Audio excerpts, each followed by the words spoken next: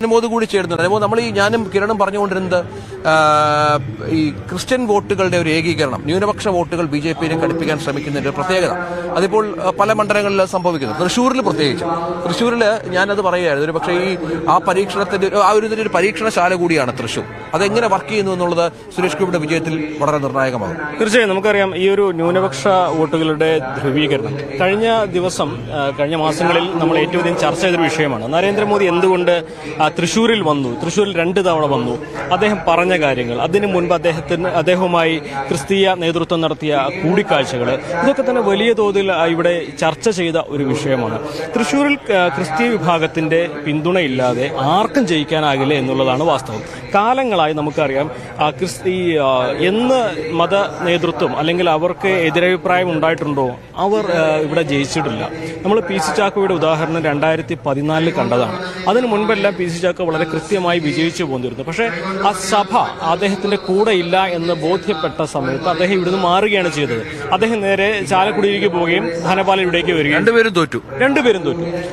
അന്ന് എനിക്ക് ഓർമ്മയുണ്ട്, അന്ന് കൃത്യമായി നമുക്ക് സഭാ നേതൃത്വമായിട്ട് നമുക്ക് കമ്മ്യൂണിക്കേഷൻ ഉണ്ടായിരുന്നപ്പോൾ ഇതുവരെയുള്ള പ്രവർത്തനങ്ങൾ സഭയ്ക്ക് തൃപ്തി പോരാ എന്നൊരു വ്യക്തമായ അഭിപ്രായം സഭയ്ക്കുണ്ടായിരുന്നു.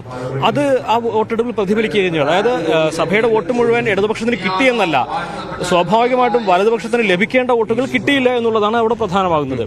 പക്ഷേ ഇപ്പോഴത്തെ സാഹചര്യം വ്യത്യസ്തമാണ്. ഇപ്പോൾ സുരേഷ് ഗോപിക്ക് എതിരെ ഉയർന്ന വലിയ ഒരു അലിഗേഷൻ നമ്മൾ കഴിഞ്ഞ കുറേ ദിവസം കണ്ടതാണ്. അദ്ദേഹത്തിന്റെ സ്വർണ്ണ കിരീടത്തെ കുറിച്ചാണ്. ആ വിവാദം ഇപ്പോൾ എന്തായി തണുത്തോ? ആ വിവാദം തണുത്തു. ഇപ്പോൾ സാമൂഹ്യ മാധ്യമങ്ങൾ കണ്ടൊരു കാര്യം, അത് കൊണ്ടുപോയി പരിശോധിച്ചപ്പോൾ അത് സ്വർണ്ണമാണെന്ന് കണ്ടെത്തുകയും ഇനി അത് പറയേണ്ട ആവശ്യമില്ല എന്ന് ചിലരൊക്കെ തീരുമാനിച്ചു. നമുക്കറിയില്ല, സുരേഷ് ഗോപി അത് എന്റെ വ്യക്തിപരമായ ഒരു കാര്യമാണ്, ഞാൻ അതിനെക്കുറിച്ച് പറയാൻ ആഗ്രഹിക്കുന്നില്ല എന്നുള്ള സ്വീകരിച്ചത്.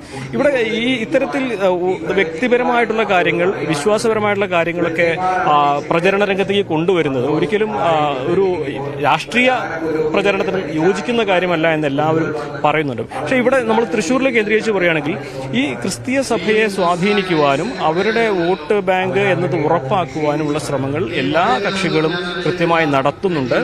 ഇതിൽ ആർക്കായിരിക്കും ഇവരുടെ ഒരു പിന്തുണ, സഭ പിന്തുണച്ചാലും ഇല്ലെങ്കിലും ഈ വിഭാഗത്തിലുള്ളവർ അവരെ പരിഗണിക്കുന്നുണ്ട്, അവരുടെ ആവലാതി കേൾക്കുന്നുണ്ട് എന്നുള്ള കാര്യങ്ങളൊക്കെ വലിയൊരു ഘടകമായിട്ട് തന്നെ കണക്കിലെടുക്കുന്നതാണ്. നമുക്കറിയാം, കഴിഞ്ഞ തെരഞ്ഞെടുപ്പിൽ എന്തുകൊണ്ട് UDF-ന് പരാജയമുണ്ടായി എന്നതിന്റെ വലിയൊരു ചോദ്യം, വലിയ ചർച്ചകൾ രഞ്ജിത്ത് തന്നെ ഒരുപാട് നടത്തിയിട്ടുണ്ട്. മധ്യ കേരളത്തിൽ ഈ ഒരു സഭ അല്ലെങ്കിൽ ക്രിസ്തീയ വിഭാഗത്തിന്റെ വോട്ട് ബാങ്ക് UDF-ന് അനുകൂലമല്ലാതെ നിന്നു എന്ന് നമുക്കറിയാം. അത് വലിയൊരു ഇമ്പാക്റ്റാണ് ഉണ്ടാക്കിയത്. അതിലേക്ക് നയിച്ച കാരണങ്ങൾ നമുക്കറിയാം. മലപ്പുറത്ത് നിന്നുള്ള മുസ്ലിം ലീഗിന്റെ ചില നേതാക്കളുടെ പ്രസ്താവനയും ഇടപെടലൊക്കെയാണ്. അപ്പോൾ ഇതൊക്കെ പരസ്പരം ബന്ധിച്ചിരിക്കുന്ന ഒരു കാര്യമാണ്, ഒന്നും ഒറ്റയ്ക്ക് ഉണ്ടാക്കുന്ന ഒരു ഇമ്പാക്റ്റ് അല്ല. അതുകൊണ്ട് തന്നെ തൃശ്ശൂരിൽ പ്രത്യേകിച്ച് സഭയുടെ മൗന പിന്തുണ പോലും, മൗനാനുവാദം പോലും ഇവിടെ വലിയ ചലനങ്ങൾ സൃഷ്ടിക്കും.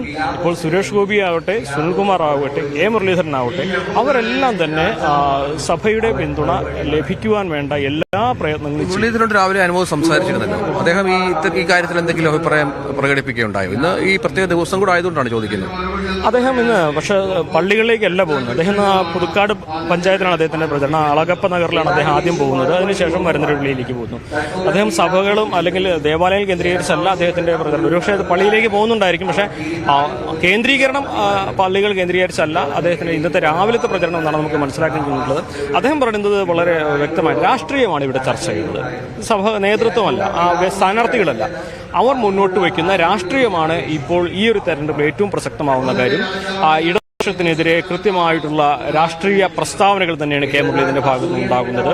കേന്ദ്രത്തിനെതിരായിട്ടുള്ള നടപടിയിലുള്ള രാഷ്ട്രീയ പ്രസ്താവന. അപ്പോൾ രാഷ്ട്രീയം ചർച്ച ചെയ്യുമ്പോൾ അത് ഒരു വ്യക്തിക്ക് കേന്ദ്രീകരിച്ച് വോട്ടുകൾ കിട്ടുന്ന സാഹചര്യം ഉണ്ടാക്കില്ല എന്നാണ് K. മുരളീധരന്റെ ഒരു അഭിപ്രായമുള്ളത്. പക്ഷേ തൃശ്ശൂരിൽ അത് അങ്ങനെ ആകുമെന്ന് നമുക്ക് ഒരിക്കലും പറയാനാകില്ല.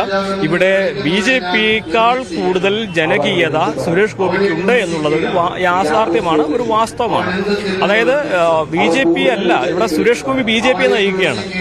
മറ്റിടങ്ങളിൽ അങ്ങനെയല്ല സാഹചര്യങ്ങൾ. അതുകൊണ്ട് തന്നെ രാഷ്ട്രീയം ചർച്ച ചെയ്താൽ പോലും വ്യക്തിപരമായ മികവുകൾ, വ്യക്തിപരമായ അഭിപ്രായങ്ങൾ, വ്യക്തിപരമായ അടയാളപ്പെടുത്തുകളൊക്കെ തൃശ്ശൂരിൽ വളരെ പ്രധാനപ്പെട്ട ഒരു കാര്യം തന്നെയാണ്. തീർച്ചയായും അതാണ് ഈ പറഞ്ഞതുപോലെ വ്യക്തി കേന്ദ്രീകൃതമല്ല, രാഷ്ട്രീയം വളരെ കൃത്യമായി ചർച്ച ചെയ്യുമെന്ന് പറയുമ്പോൾ പോലും അനുബോധ് പറഞ്ഞതുപോലെ സുരേഷ് ഗോപി എന്ന വ്യക്തിയെ കേന്ദ്രീകരിച്ച് തന്നെയാണ് ഇവിടുത്തെ ബിജെപിയുടെ പ്രവർത്തനം എന്നുള്ളതാണ്. കാരണം നരേന്ദ്രമോദി ഇവിടെ 2 വട്ടം വന്ന് മടങ്ങുക എന്ന് പറയുന്നത് വളരെ കൃത്യമായി സുരേഷ് ഗോപിയുടെ പ്ലേസ് ചെയ്ത് എന്റെ സ്ഥാനാർത്ഥിയാണ്, എന്റെ വോട്ട് ഈ ചെയ്യുന്ന ഓരോ വോട്ടും എനിക്കുള്ളതാണ് എന്ന് മോദി ഇവിടുത്തെ വോട്ടർമാരോട് പറയാതെ പറഞ്ഞു പോയത് നമ്മൾ കണ്ടതാണ്. അത് വളരെ പ്രധാനപ്പെട്ട ഒരു കാര്യമാണ്. അത് എങ്ങനെ ഇവിടെ നമുക്കറിയാം 2,93,000 വോട്ട് അല്ലെ കഴിഞ്ഞ തവണ, 2,93,000 വോട്ട് കഴിഞ്ഞ തവണ അതിന് മുൻപുള്ള സ്ഥാനാർത്ഥിയേക്കാൾ ഏതാണ്ട് ഇരട്ടിയിലധികം വോട്ടുകൾ നേടിയാണ് സുരേഷ് ഗോപി ഇവിടെ തന്റെ മികവ് കഴിഞ്ഞ തവണ കാട്ടിയത്. 28% വോട്ടുകൾ അദ്ദേഹം കഴിഞ്ഞ തവണ ഇവിടെ നേടി. അതിന്റെ മുകളിലേക്ക് പോകണം, അത് വിജയത്തിലേക്ക് എത്തിക്കണം. നമ്മള് ഈ തുടർച്ചയായി നമ്മുടെ ലൈവുകളിൽ പറയുന്നത് പോലെ ഇത്തവണ BJP വോട്ടെണ്ണം കൂട്ടുകയല്ല കേരളത്തിൽ ലക്ഷ്യം. തൃശ്ശൂരിൽ അവർ ഒരുപാട് പ്രതീക്ഷിക്കുന്നു. അതെങ്ങനെയാകുമെന്നത് കാത്തിരുന്ന് കാണണം. വളരെ പെട്ടെന്ന് തിരിച്ചു വരാം.